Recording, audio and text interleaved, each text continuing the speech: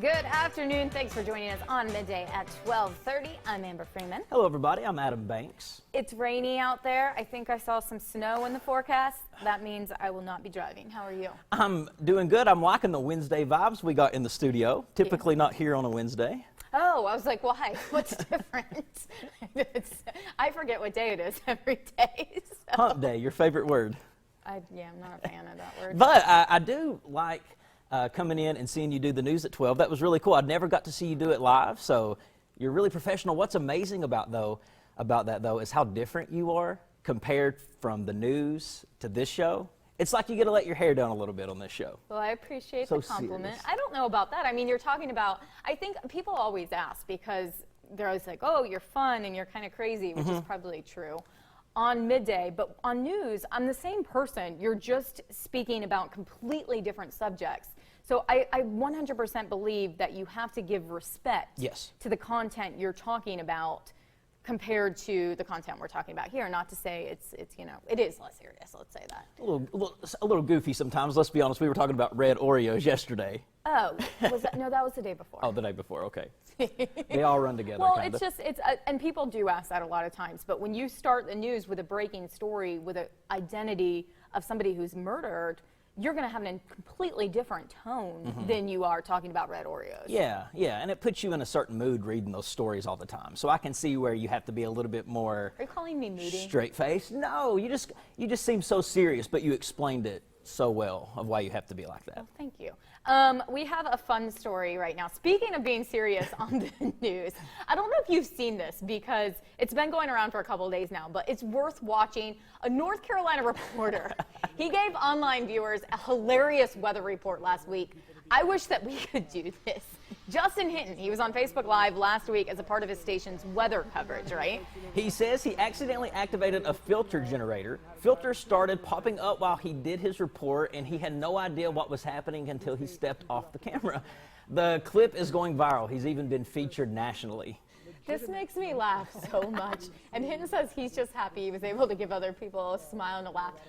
Like right there in the glasses, I know because when you're out here doing like live reports, a lot of times you have nobody in your ear. You can't hear. He's on the side of the road. It's freezing. Anything and everything that can go wrong.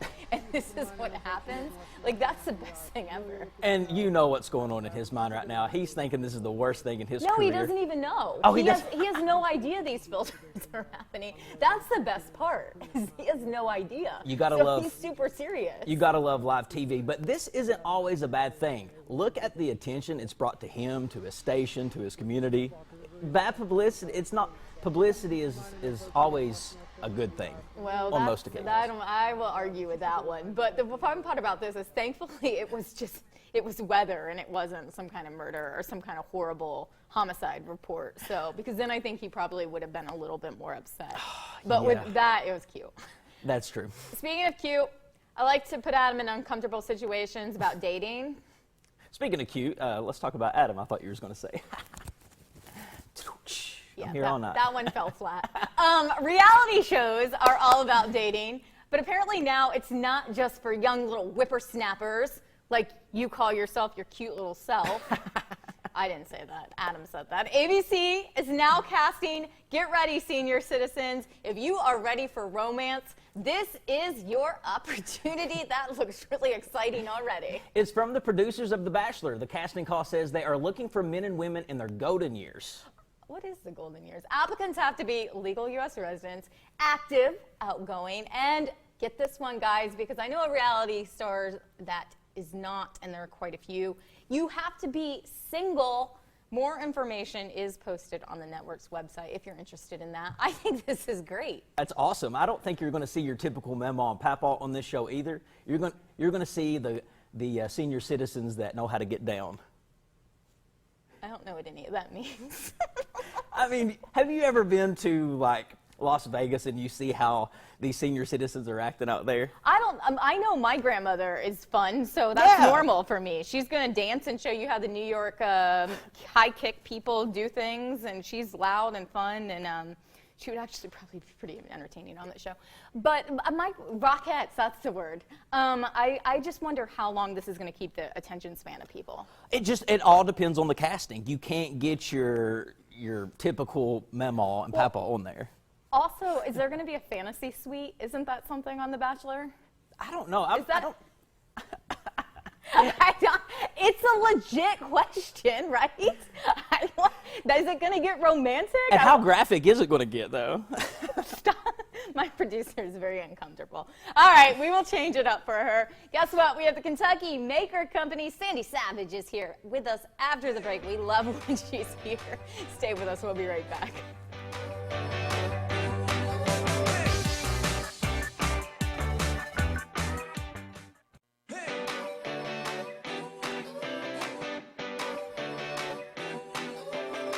Thanks for staying with us. Guess who is back? Sandy Savage. She's owner of the Kentucky Maker Company. It's a boutique craft shop in Central Kentucky designed to spark creativity and community. We were sparking something there. I liked it. I like our dance moves. Well, you have something really cool that you are sparking because you have a brand new grand opening. Yes, I'm so excited. We're going to have a grand opening party for our new shop in Versailles on March the 7th. So not this Saturday, but the next one. And it's from 9 to 1. We're there on Main Street. If you know where the Amston is and Melissa's Cafe, we're right beside it. So. You've been so excited. Congratulations, by the way, because this has been in the works for a while. It's a dream come true for you. And the space is all new and cool, and you have all kinds of new places for people to be. We do. We have tons of new classes that are coming up. We've got some new initiatives that we're launching off for people with scholarships to go to classes. And we also have something very fun called a yarn library, which I love this whole thought of if you have yarn at your house that you don't like, maybe you don't like the color or whatever, you can bring it in and switch it out in some of our stash so that you could have something that you like to use. That's a great idea. Yeah. Okay. It's going to be very fun. I see what you're doing now, because it's like those little book things where you bring a book and take a book. Bring a book and take a book. You can bring some yarn, take some yarn. That's creative. Fun. You talk about some of your classes. What's that going to look like if I take one of your classes?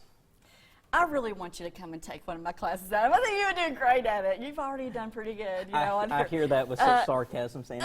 No, I like how you look down. No sarcasm at all. No sarcasm at all. No, we'll have knitting, you know, the normal knitting 101, crochet. We had a sewing 101 last night. We've got an embroidery class coming up this weekend, quilting. And one thing about the classes is if you take like a knitting 101 class, you can always come back and take that class for free when you let me know. Just bring your materials. That means we need to redo it, right? Yeah.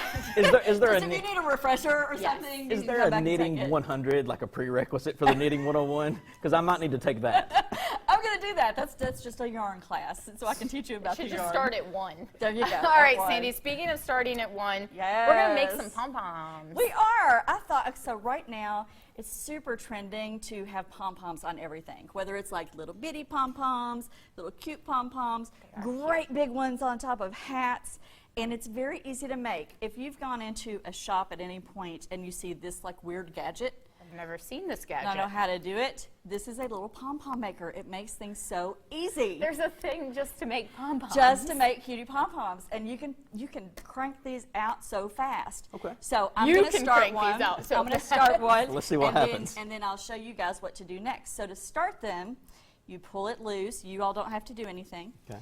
And then you pull it loose on this side, and like you an start avocado winding. slicer. It does. You just wind and wind and wind. Then you wind on both sides and close it up. Then it's the fun part of the pom-pom. You go in and you cut in the middle. So you're just cutting all that and everything is super straight. So you cut it all through. I'm just amazed that there's a thing just to make pom-poms. Well, these you can make really even pom-poms because sometimes it can be kind of challenging if you're trying to wrap it around a piece of cardboard. So these are great little ones. Little tiny ones. Then you tie this little string around the middle and make it really tight. Okay, so, you do so that. we just do this. And if you want to trim yours, I was you going to can. say, Sandy, that's no fair. You did it for Amber. So you just cut right there in the middle. And just a knot? Just tie it in a knot and make it really tight so that it goes right around the middle. This is really cool. Where can we get these things? You can actually find these kind of anywhere. And Are you I'll selling them in carry your shop? I'll carry them in the shop also because it's so easy Well, to you make need something to have cute. these for sure. Now, once you Okay. do that, let me show you the magic. You pull it up. You pull it up on the other side, and then you pop it loose. These are fun. And then at the end, make sure you give it a little shake like Shake this. it up. A little shake. Yes. Or And more. You can shake it as There's much as your you want, pom-pom. right? That's right. I want fluffy pom-poms. Adam, you got half of it done, so that's Adam, great. how do you miss around? You have to get all those Can little we- pieces can we of show? string on both. It's You like, just get all of that, it's like a 75%. and then on the other Good. side also. So these are really fun. Can we do a class on these? Yes, we can do a pop-up. You can come into the shop and say, "Teach me how to make a pom-pom," and I will. Where are you located, Yes. Sandy, so we can do this? This is fun. The new shop is at 177 South Main Street. And that in big Versailles. party. Big party coming up March 7th. For more details, you can go to thekmco.com. Awesome. Well, we appreciate you being here. This is Thanks super for fun. having I'm me. going to go shake these all over the newsroom. They're going to love it. Stay with us. We'll be right back.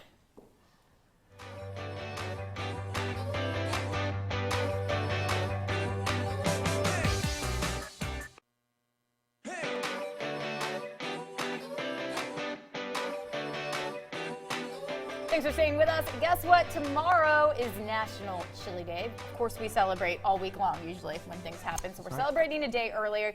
Guess what? We have Firehouse Subs. They don't only do subs, they also have chili. We have Matt Rowe here to tell us more. Thank you so much for coming to the show. Hey, no problem. Thank you. I love your setup. Like, I like that we have a little mini kitchen Yeah. here. We may just keep this if that's okay. This is the thing that really separates Firehouse from other sandwich places. That's our box steamer. That's how we heat up all of our sandwiches. So it's where you go to a different sandwich shop, they might toast it, they might cook it on a flat top and kind of dry out the meat.